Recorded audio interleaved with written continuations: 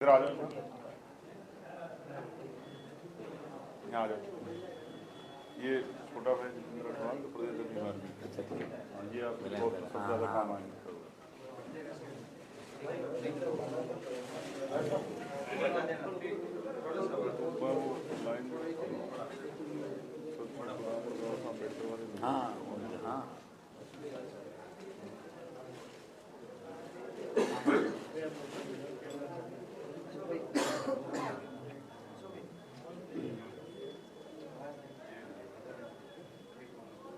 जगदीश जी आपके आगे अगली तरफ जो खड़े हैं। जगदीश जी का स्पेशल छोला ही है। पहले बीएस में बहुत दिन काम किया ना, जानता हूँ मैं बहुत नहीं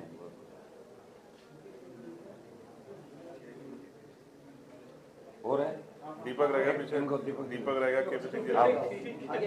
दीपक बहुत स्मार्ट है। अमरचंद जी कहाँ हैं?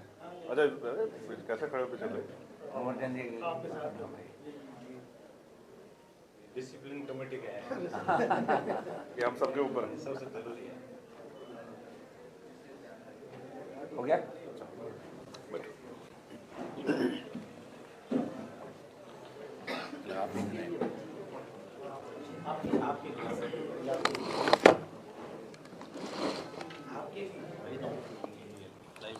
हाँ ठीक। आप करो शुरू, मेजबान हो आपके प्रदेश के। पहले आप क्या मैं करूँ? प्रदेश के मेजबान हो या थोड़ा यूँ ले इधर ऐसे रहने दो।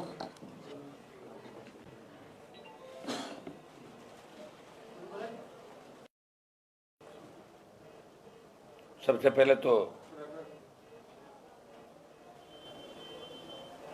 आज़ाद पार्टी के हमारे चीफ भाई चंद्रशेखर जी ने जो आज राजस्थान प्रदेश के अंदर प्रदेश का नौजवान किसान जिस तकलीफ के दौर से गुजर रहा था और आवश्यकता थी कांग्रेस और भारतीय जनता पार्टी को रोकने के लिए मजबूत विकल्प की, तीसरी ताकत की, और आज इन्होंने राष्ट्रीय लोकतांत्रिक पार्टी जो लंबे समय से हम दोनों के बीच बात चल रही थी, आज गठबंधन की अंतिम मोहर लगाई। इनको धन्यवाद देता हूं कि राजस्थान के जवान किसान दलित की पीड़ा को समझते हुए इस प्रदेश को इन दोनों पार्टियों से मुक्त करके और किसान जवान दलितों की सरकार राजस्थान में बने और ये गठबंधन लंबे समय तक देश में चले, इसकी ठोस शुरुआत इन्होंने की। और मैंने इनसे आग्रह किया कि आप स्वयं यहाँ आरएलपी कार्यालय आके और जवानों को संबल दें और समर्थन की घोषणा करें। मैं इनको धन्यवाद देता हूँ और हम मिलके राजस्थान में चुनाव लड़ेंगे और मजबूती से राजस्थान का जवान इस बार, जिस तरह पिछली बार 80 लाख वोट कांग्रेस बीजेपी के खिलाफ राजस्थान के अंदर आए थे, जिस तरह का माहौल राजस्थान में रहा, भ्रष्टाचार, पेपर लीक की घटनाएं थे, बजरी माफिया का आतंक, दलितों पर अत्याचार, किसान आत्महत्याएं, नशे की बढ़ती प्रवृत्ति, इस सब में कहीं न कहीं राजस्थान का युवा और किसान बदलाव की तस्वीर देखना चाहता है, उम्मीद रखता है वो। लेकिन कांग्रेस और भारतीय जनता पार्टी जो लंबे समय से शासन के अंदर है, धन बल, बाहुबल और सत्ता के बल के आधार पे उस सच्चाई को कुचलने का प्रयास कर रहे हैं।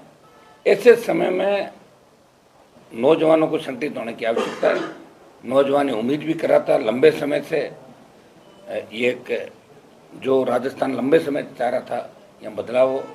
आज बदलाव की इस कड़ी के अंदर चंद्रशेखर जी को धन्यवाद दूंगा कि इन्होंने हमारी बात को रखा, हमारे आग्रह पे गठबंधन की पहल की, और मैं इनको विश्वास दिलाता हूं कि ये जो मिलकर हम लड़ाई लड़ रहे हैं, इसके परिणाम 24 के अंदर भी अलग होंगे देश के अंदर, और 23 में राजस्थान की जंग हम मिलके जीतेंगे। इतना विश्वास आपको दिलाता हूं कि हम परिवार की तरह मिलकर राजस्थान के अंदर लड़ेंगे। धन्यवाद।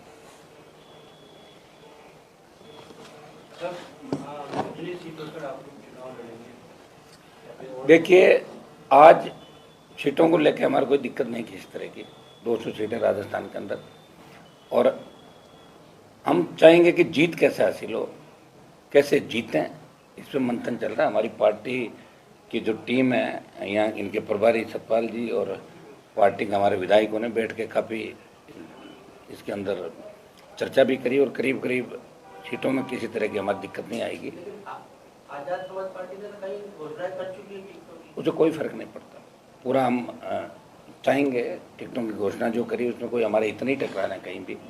हम प्रयास करेंगे कि मिलके इस बार राजस्थान के अंदर जो वोट कांग्रेस बीजेपी के खिलाफ 80 लाख वोट पिछली बार गया, तो 1.5 करोड़ से ज़्यादा बढ़ेगा, वो वोट एक जगह है। उसके अंदर भी ये भी चाहेंगे कोई अन्य दल जो कांग्रेस बीजेपी के खिलाफ हैं, वो अगर हमारे इस मोर्चे में या मुहिम में शामिल होना तो उनका भी हम स्वागत करते हैं। पहली लिस्ट कब तक आ एक लिस्ट आरएलपी पार्टी की, तो एक लिस्ट हम अभी चर्चा कर रहे हैं। एक लिस्ट में हम निकालेंगे लिस्ट, उसकी संख्या करीब 13 से 15 करीब होगी। हम दोनों बात कर रहे हैं, अभी करके उसको निकाल देंगे। उसके बाद हर दिन लिस्ट आएगी।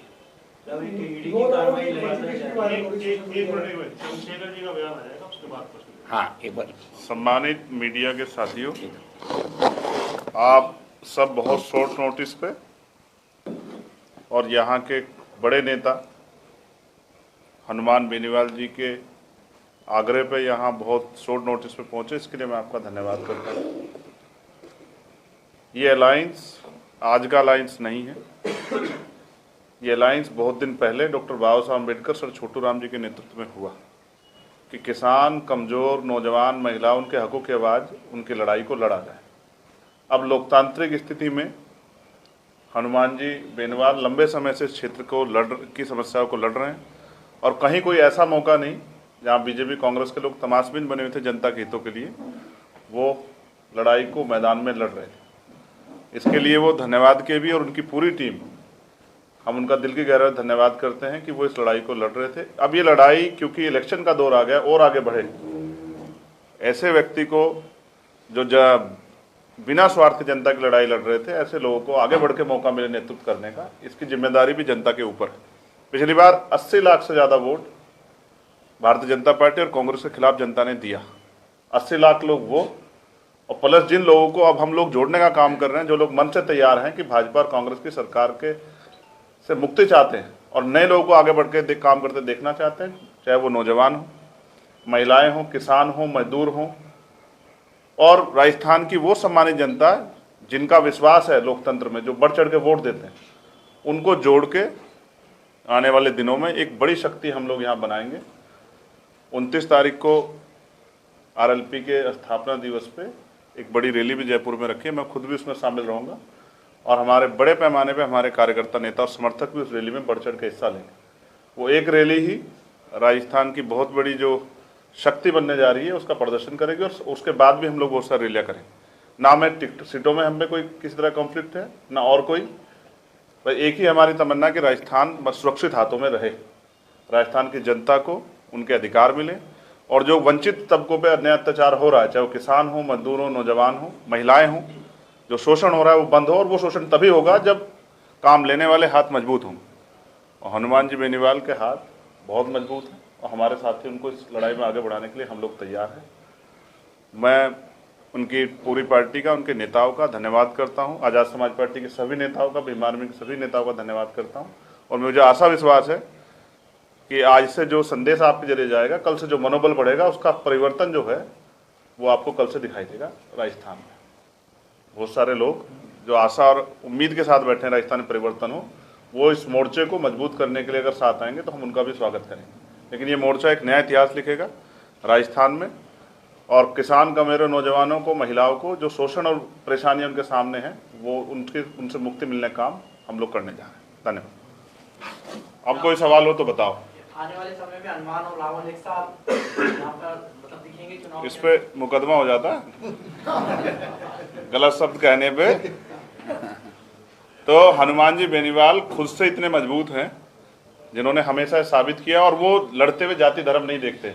इससे मैं उनकी बहुत प्रशंसा करता हूँ, और हमारे साथियों का भी ये मन था कि ये लड़ाई, अब जो लड़ाई वो अलग अलग लड़ रहे थे, अब मिलकर लड़े कि वोट में बंटवारा ना।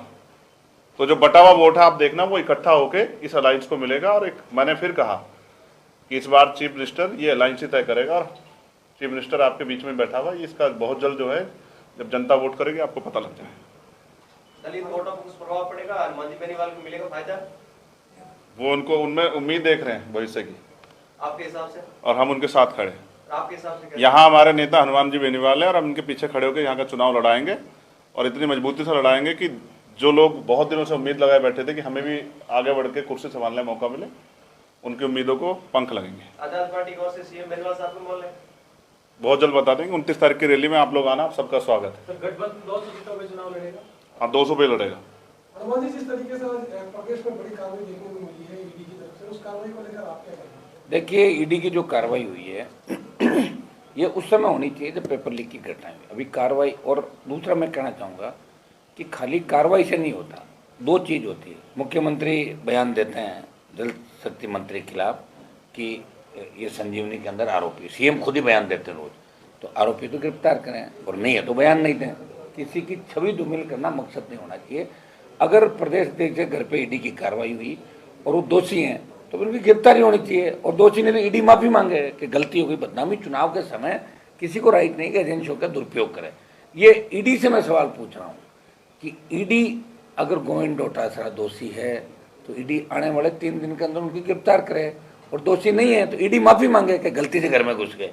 और बजरी माफिया, जिसके साथ भारतीय जनता पार्टी के नेता अक्सर 7 स्टार होटलों में दिखते हैं, जो आज दाड़ रहे थे इसके ऊपर आपके टेलीविज़न पे, आपकी इस इलेक्ट्रॉनिक मीडिया पे, मैं उनसे ही पूछना चाहता हूँ कि ये जो बजरी माफिया है, इसने सबसे बड़ा घोटाला, सबसे बड़ा घपला राजस्थान का किया, तो भारतीय जनता पार्टी की तो टिकटें मारता दिख रहा है, तो ईडी की कार्रवाई बजरी माफिया क्यों नहीं हो रही? मैं लंबे समय से मांग कर रहा हूँ, 12 रैली करी मैंने राजस्थान के, तो ईडी वहाँ क्यों नहीं पहुँची? और ये पेपर लीक की जो घटनाएं हुई, इसको लेकर लोकसभा के अंदर भी हमने मामले उठाए, प्रदेश की सड़कों पर आरएलपी ने संघर्ष किया, ईडी की कार्रवाई की हमने मांग करी, सीबीआई की कार्रवाई की मांग करी, लेकिन ईडी की कार्रवाई का मतलब ही नहीं कि ईडी छापा मारे और चली जाए, अखबार में छप जाए या टीवी पर आप दिखा दो ईडी की कार्रवाई हुई।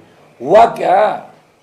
अगर दोषी है पकड़ो, और नहीं है तो कार्रवाई मत करो। ये प्रदेश की जनता जानना चाहती है, और अशोक गहलोत से भी पूछ रही है कि आप बार बार शेखावत पे जो आरोप लगा रहे हो कि संजीवनी में दोषी है, दोषी तो गिरफ्तार करो, और नहीं है तो बदनाम मत करो। ये चुनाव के समय ही बात क्यों लेके आ रहे हो? अब तो चुनाव है, चुनाव से पहले भी कार्रवाई हो सकती थी। क्लियर करना चाहिए। राजस्थान की जनता चाहती है कि क्लियर कटो, हमें भ्रामक प्रचार और दुष्प्रचार के अंदर नहीं धकेला जाए। ये राजस्थान की आम जनता, ईडी की कार्रवाई होनी चाहिए। मैं कह रहा हूँ ईडी सीबीआई हम सब मांग करते हैं, ये इसी के लिए एजेंसियाँ बनी, लेकिन उसका समय तय होना चाहिए कि आज का समय क्यों चुना, या ये 3 महीने पहले क्यों नहीं कार्रवाई? क्या इतने टाइम पर डॉक्यूमेंट नहीं मिले थे कि टारगेट करके जैसे किस केस को आप कर रहे हो?